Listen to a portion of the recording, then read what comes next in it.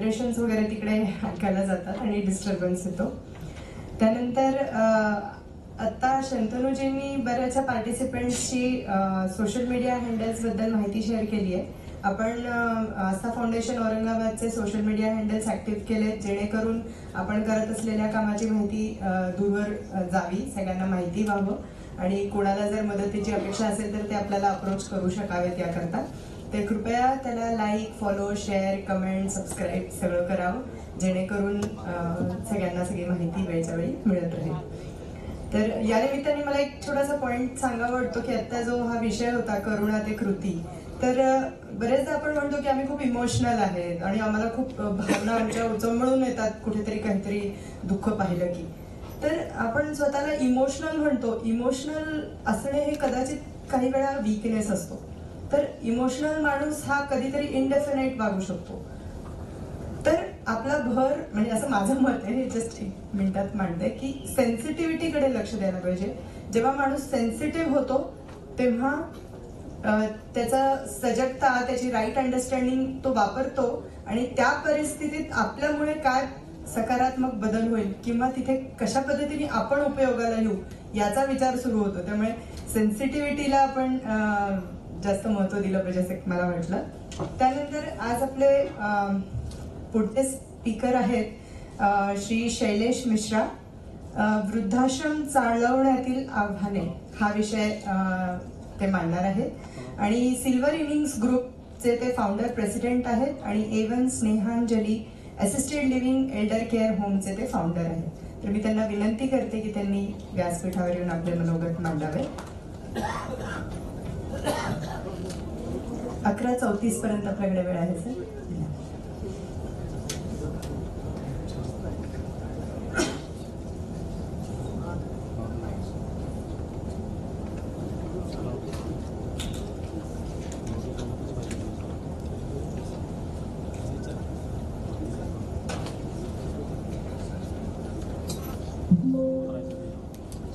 Good morning. झोपले नाही ना? कारण असं एकदम तडफदार स्पीच झालेला आहे का? मी सर्वात लहान आहे. ओके. माझ्या विषयावर बोलण्याच्या अगोदर वृद्धाश्रमची गरज आहे काय याच्यामुळे थोडं एक लिहून आणलेलं आहे. समाजामध्ये ज्या वृद्धांना कोणाचा आधार नाही, ज्या वृद्धांना मुले किंवा जवळचा नातलग नाही, किंवा ज्यांचे मुले व्यवसायासाठी परदेशात किंवा परराज्यात राहतात, असे वृद्धांना किंवा अविवाहित वृद्ध एकटे राहतात, यांच्यासाठी वृद्धाश्रमचे हा वृद्ध व्यवस्था आयुष्य सुखकर करण्यासाठी पर्याय होऊ शकतो. अर्थात त्यासाठी ही व्यवस्था अधिकाधिक सोयीसाठी युक्त तसेच घरासारखी प्रेम, केअरिंग हा वातावरण निर्माण करण्यासाठी असा वृद्धाश्रम पाहिजे. समाजातील सर्व वृद्धांना वृद्धाश्रमाची गरज नाही. तर घरात राहणाऱ्या वृद्धांच्या त्यांच्या राहत्या घरात अधिकाधिक सुविधा किंवा व्यवस्था असं कम्युनिटीला करायला पाहिजे. म्हणजे वृद्धाश्रमाची गरज लागणार नाही. कोणाला पाहिजे स्पेशलाइज सर्व्हिस त्यांना पाहिजे, सर्वांसाठी नाही. मी ज्या विषयावर बोलणार आहोत ते प्रॅक्टिकल एक्सपिरियन्स. मी 2013 पासून एक असिस्टेड लिव्हिंग केअर होम चालवतो आणि काय काय समस्या मला अडचण आली आणि त्याच्यावर कसं मात केलं. अजून लढाई चालू आहे आपली, पण तरी आणखी महाराष्ट्रामध्ये परदेशामध्ये बहुतेक ठिकाणी गेलो आणि माहीत पडले की हे काय प्रॉब्लेम असू शकतो. तर आमची संस्था 2008 पासून काम करते. सिल्वर इनिंग हा नाव सिल्वर इनिंग म्हणजे पॉझिटिव्ह. आपण जेव्हा वृद्ध म्हणतो म्हणजे निगेटिव्ह.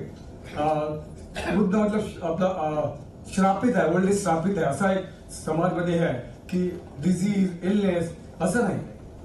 सिल्वर इनिंग्स म्हणजे 60 नंतर एक नवीन आपलं आयुष्य, न्यू ऑपॉर्च्युनिटी, हे आपल्याला हे याच्यासाठी आम्ही सुरुवात केली पॉझिटिव्ह मेसेजसाठी. आणि आमची हे कामाची वैशिष्ट्य हे कॉमनवेल्थची पहिली पुस्तक आता पब्लिश झालेली आहे, डिमेन्शिया केअर. त्याच्यावर आमचा लेख आहे आणि फ्रंट पेजवर फोटो आहे.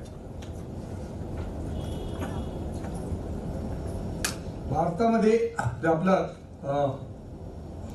फॅमिली होती ते जॉईंट फॅमिली, संयुक्त परिवार. आजी आजोबा काका काकी आत्या सर्व एकत्र म्हणजे आजूबाजूला राहायचं. हळूहळू आपण ते गेलं म्हणजे आपण समाजामध्ये ते फॅमिली जॉईंट फॅमिलीचं इन्स्टिट्यूशन गेलं.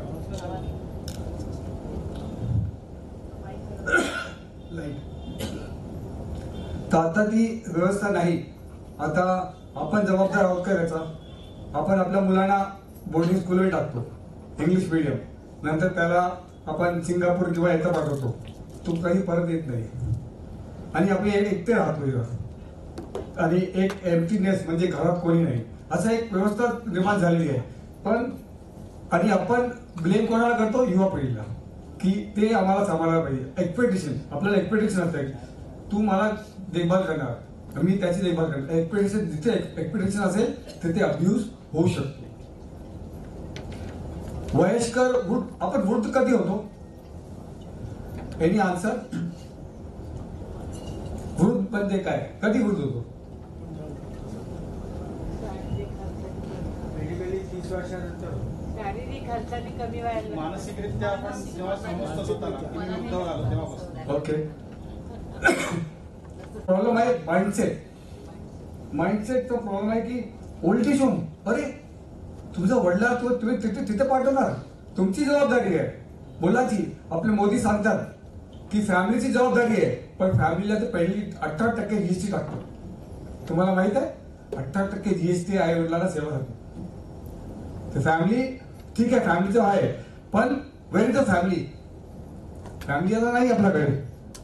आता स्टिग्मा आहे की आई वडिलांना पाठवलं, बायकोला किंवा आपले हजबंडला ठेवलं, तो समाजामध्ये हे समजत नाही की नाही ते नाही पाठवायचं. समाजामध्ये व्यवस्था कुठे आहे? तुम्ही डे केअर केला आहे, तुम्ही योगा सेंटर केलाय, फक्त काय आपल्याकडे बेड भजन आणि भाजी. वयस्कर झाला म्हणजे टीव्ही बघायचा किंवा भजन करायचा, जेवण करायचं, पेपर वाचायचा आणि प्रपंच करायचा, बाकी काहीच नाही. काय आपल्याकडे एंटरटेनमेंट आहे, रिक्रिएशन सेंटर आहे, योगा सेंटर आहे, काहीच नाही. तर यासाठी म्हणजे आपले कुठे जाणार? तर त्यासाठी एक स्पेशलाइज लोकांना होम पाहिजे किंवा स्वच्छ जनासाठी पाहिजे, त्यांच्याकडे मुले बाळ नाही त्यांना पाहिजे. असा प्रकार आपण केला. हे माइंडसेटचा प्रॉब्लेम आहे की मी चालू केलं की नाही काय होणार, असं चुकीचं आहे. सोशल स्टिग्मा आहे. You should not start old age home. दुसरं लोकेशन कोणी म्हटलं, मुंबई पुण्यामध्ये ओल्ड एज होम किंवा आश्रम किंवा हा व्यवस्थापन चालू करू शकत नाही. एवढा महाग कुठे चालू करायचं? म्हणजे एक कोपऱ्यात कुठेतरी मी नालासोपारा चालू केला किंवा विरारला, कर्जतला, कसाराला, out of the city. Old age home किंवा एल्डर केअर होम समाजाच्या आतमध्ये पाहिजे. ऑलरेडी ते ओल्ड आहे, ते तुम्ही नेग्लेक्ट केलेलं आहे. आता आम्ही ओल्ड एज होम सुरू करू तर आणखी समाजाच्या बाहेर काढतो. सरकारची एक व्यवस्था पाहिजे की एक जमीन आपण हॉस्पिटल स्कूलसाठी रिझर्वेशन करतो, तसा म्युन्सिपाल्टीमध्ये रिझर्वेशन जागा पाहिजे. Reserve home for Elder home. मग समाजामध्ये आपण त्यांना घेऊ, कारण त्यांना लोक पाहिजे, फक्त ओल्ड लोक नाही, त्यांना मुलगे पाहिजे, अॅनिमल्स किंवा महिला मंडळ, सर्व प्रकारचे लोक तिथं कम्युनिटी सारखं पाहिजे. त्यासाठी लोकेशनचा एक मोठा प्रॉब्लेम आहे, तो भेटत नाही आणि कोणीही आपल्याला मदत करत नाही. फायनान्स, माझी इच्छा आहे, मला करायचं आहे, पॅशन आहे. आता विद्यापीठ म्हणून पॅशन आहे पण जेब खाली आहे. बँककडे गेलो नाही देणार, काय वृद्धाश्रम काय आहे, काय बिझनेस आहे का? नाही, काहीच नाही. आमच्याकडे असं काही हे मेन्शन नाही. सरकारकडे तुम्ही 3-4 वर्ष चालू, नंतर बघू. काय करायचं? पैसे कुठून आणायचा? मंगळी विकायची, मंगळसूत्र विकायचं, मित्रांकडून पैसे घ्यायचं.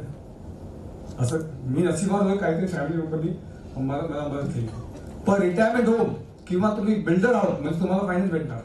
तर I want government to declare old age as a industry, तरच काहीतरी याचं होणार. आपण किती पॅशन किती असू शकतो. तुम्ही पण म्हटले की पण पैसे खाली होणार. आय बिकेम बँकरप्ट बिकॉज एक प्रेम झाला माझ्या वृद्धांबरोबर, सगळं काही बँक खाली टाकली. असं होत नाही, कारण नंतर तुमचा लगाव कमी होणार. कारण पैसे नाही म्हणजे पैसे द्यायला पाहिजे, पण इट नॉट पैसे म्हणजे 5 स्टार नाही, ऍटलीस्ट इडली का खाऊ शकतो असं काहीतरी व्यवसाय बँकिंग फायनान्स कंपनी किंवा स्मॉल स्केल फायनान्स MMSE असं काहीतरी व्यवस्था पाहिजे आपल्याला ओल्ड एजसाठी किंवा वृद्धसाठी सेवासाठी फायनान्सिंग उपलब्ध पाहिजे. ह्युमन रिसोर्स हा मला वाटतं सर्वात मोठा चॅलेंज आहे. सर्वांना जे चालवतात त्यांना पण माहित आहे. लोक भेटत नाही कामासाठी. आम्ही जेव्हा कोणाचं सांगत होतो ऍटिट्यूड, आपण ऍटिट्यूड बघतो. मी त्यांच्या क्वालिफिकेशन बघत नाही.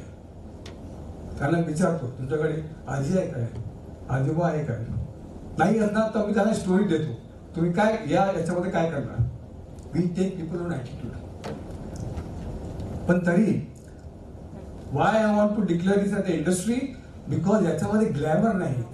केअर गिव्हर येणार तर काय करणार. आयुष्यभर फक्त केअर गिव्हर राहणार. त्याला मॅनेजर, सुपरवायझर, MD, डायरेक्टर असं काहीतरी पोस्ट पाहिजे ना. कुठे जातो, लोकांना पुसायला जातो, जेवण भरायला जातो, पट्टी साफ करायला जातो. हा व्यवसाय कोण करणार.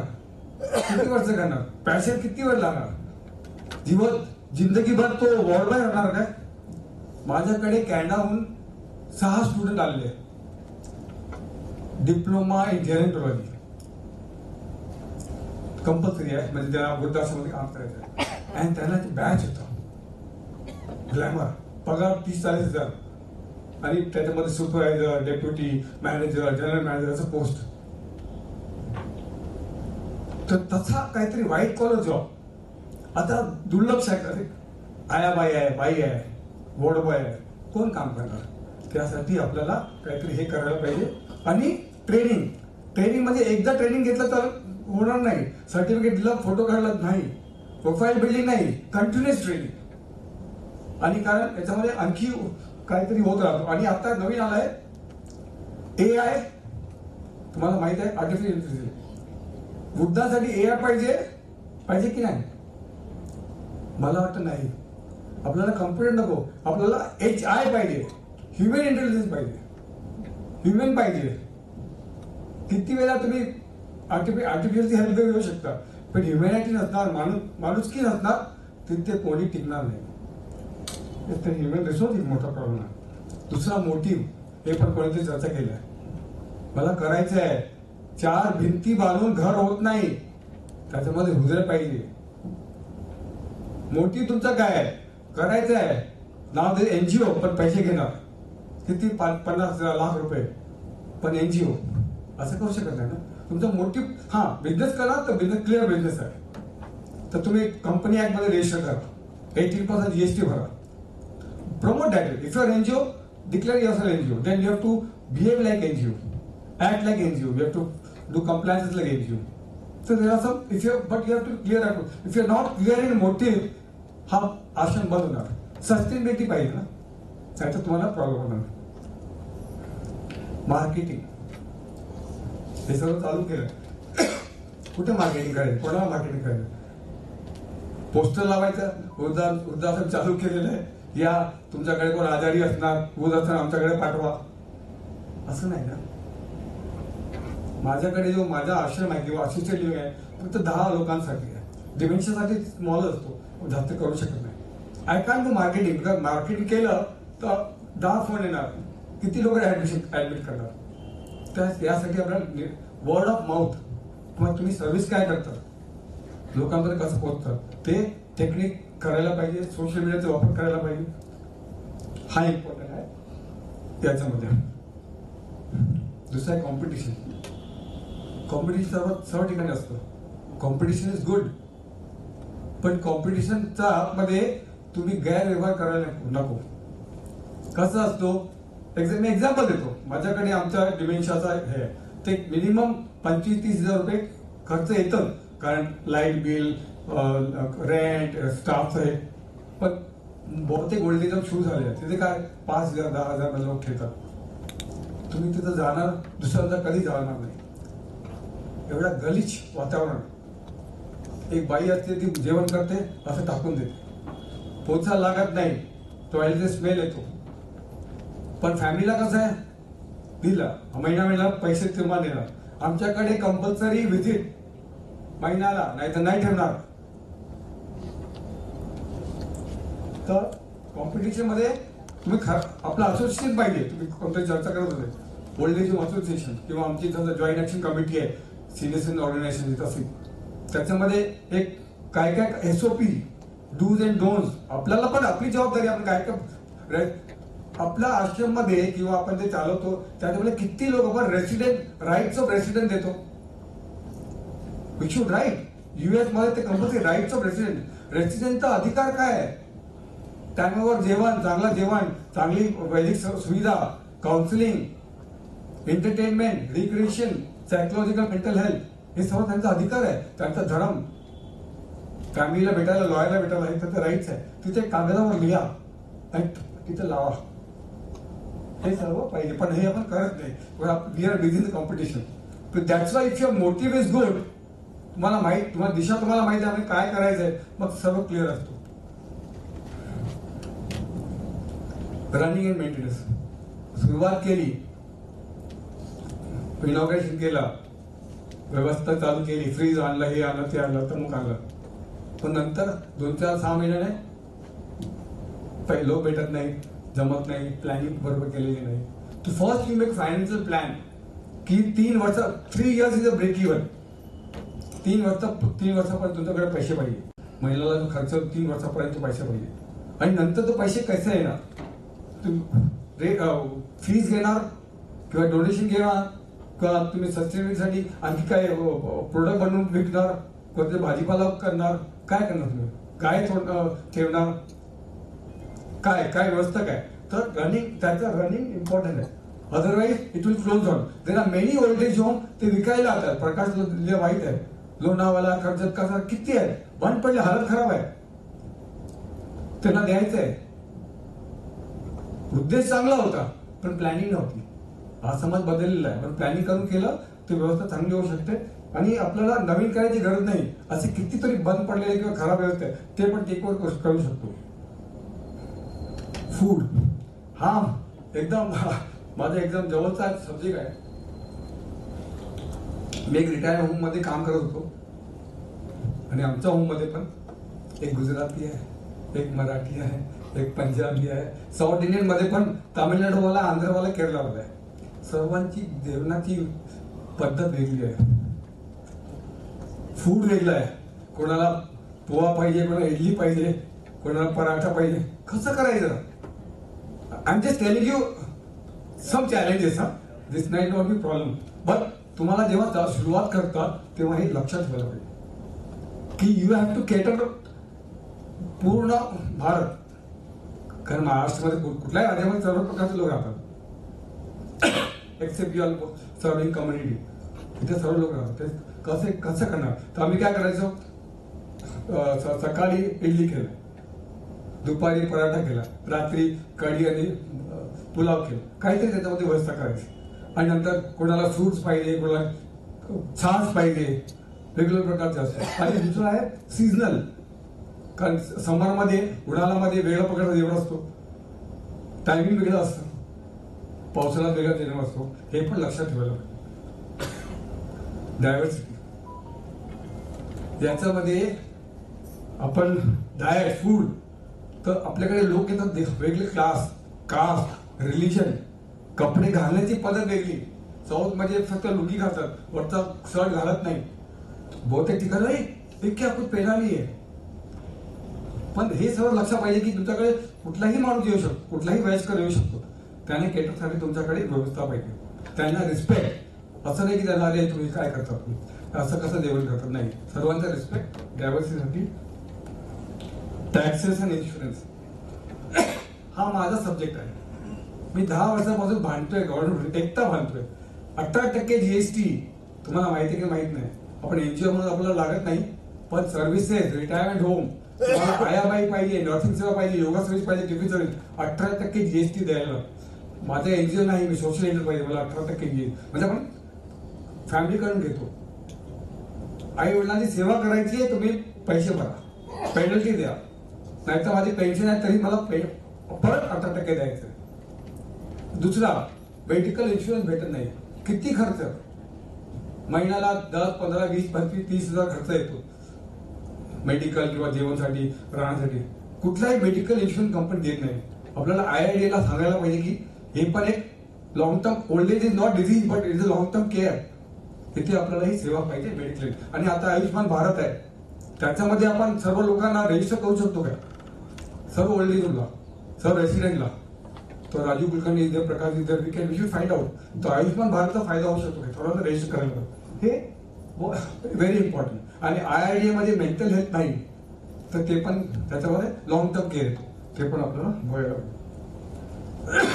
लॉ.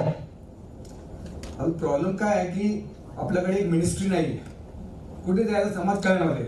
समाज कल्याणामध्ये फार त्याच्याकडे डिसेबल आहे, टचेबिलिटी, डिसेबिलिटी आहे, एडिक्शन आहे, फार फार फार एक त्यांच्याकडे डिपार्टमेंट आहे. आणि वृद्ध तो फक्त एक लहानसा. तुम्हाला माहिती आहे महाराष्ट्राचा समाज कल्याणचा जो बजेट आहे 23,000 करोड, त्याच्या फक्त 2% वृद्धांसाठी आहे. 2% ओनली. महाराष्ट्रात तो जाऊ द्या. पण महाराष्ट्राची एक चांगली गोष्ट सांगतो की आता आपल्याकडे धोरण झालेला होता 2019 मध्ये, राईट.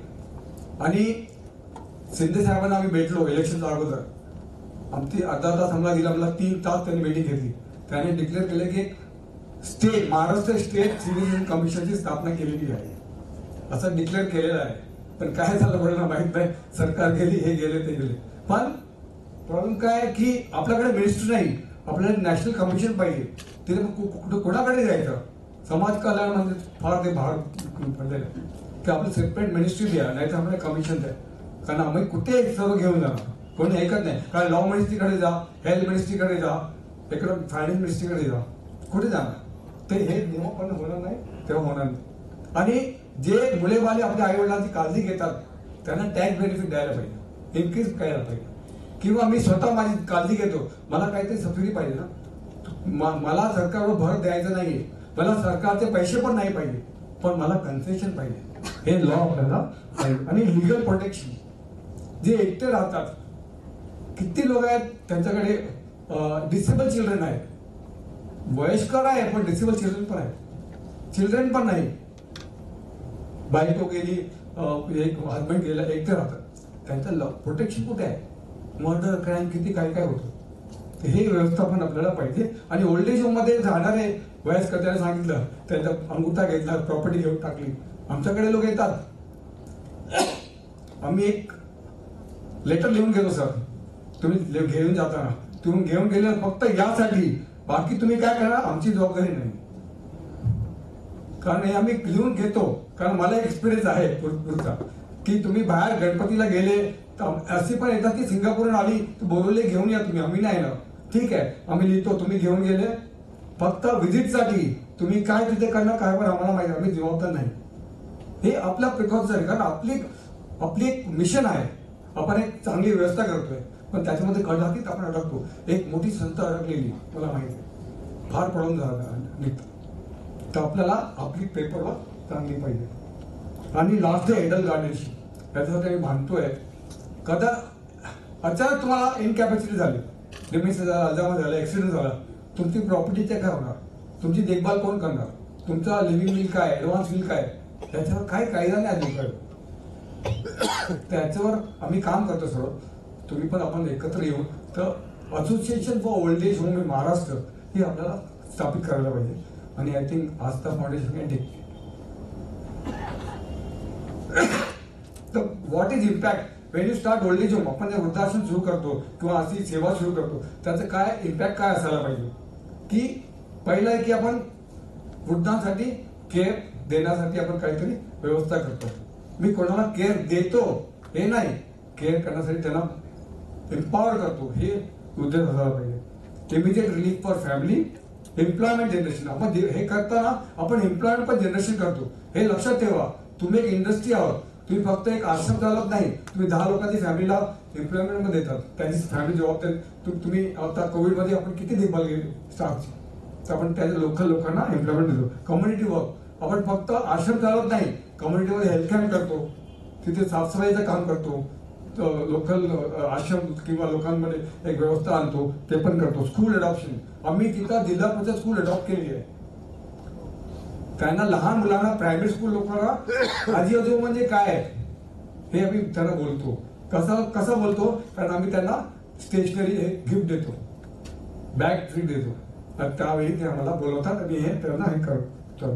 फायनान्शियल सपोर्ट फॉर स्टाफला जेव्हा कोविडमध्ये 6 महिने आपण त्यांना राशन दिले, पैसे दिले, किंवा त्यांना लग्न असतो, कारण मृत्यू झाली, मुलगा झाला, मुलगी झाली, त्याचा आपण फायनान्स करतो.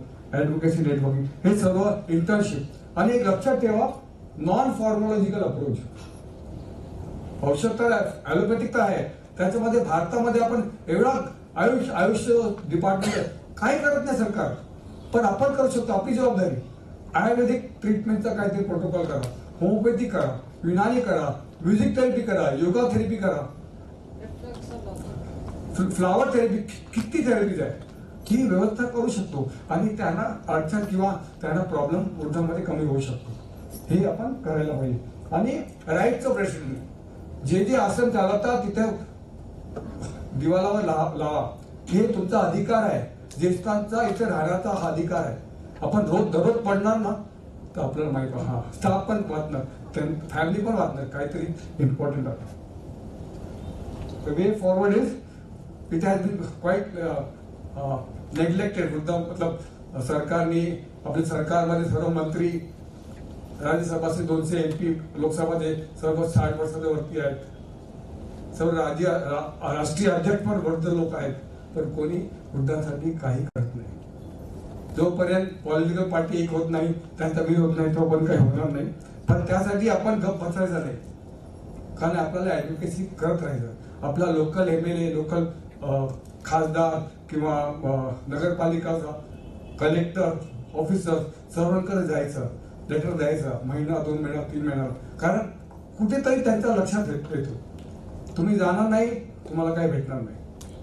लढत राहायचं, सतत लढत. आणि हे लक्षात ठेवा, तुम्ही आपल्यासाठी लढत नाही, दुसऱ्यांसाठी करता. येणाऱ्या पिढीसाठी काहीतरी आपण करतोय, हे लक्षात ठेवायचं. आणि CSR म्हणत होतं कोणतरी, तुम्हाला माहिती आहे, सर्व बँकला CSR असतो.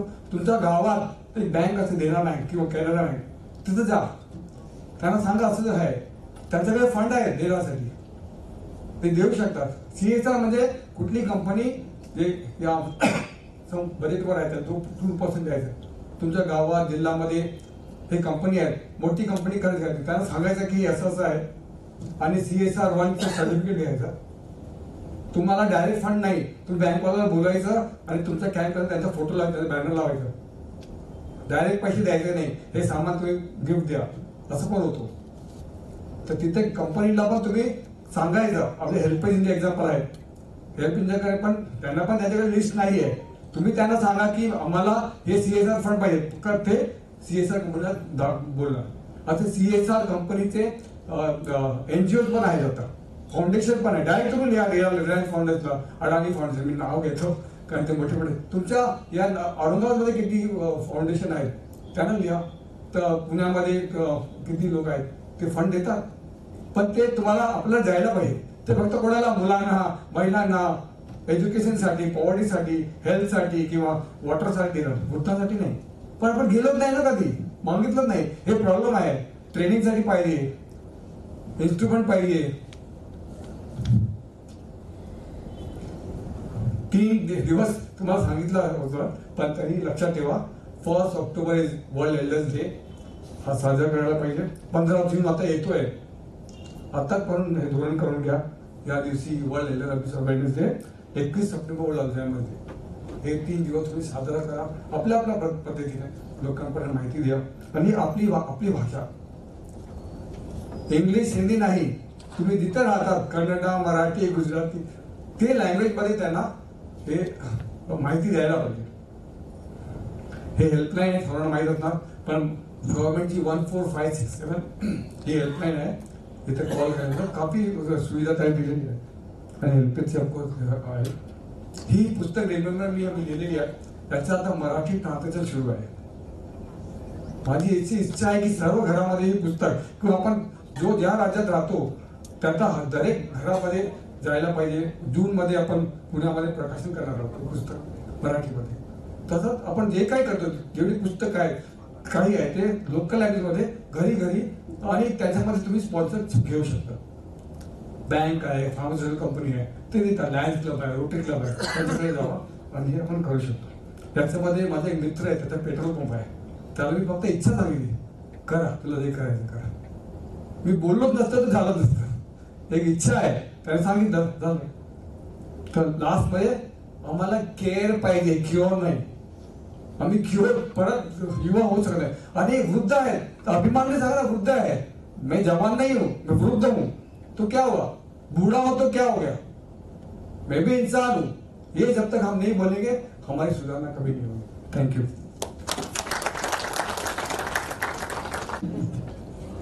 खूप छान सर.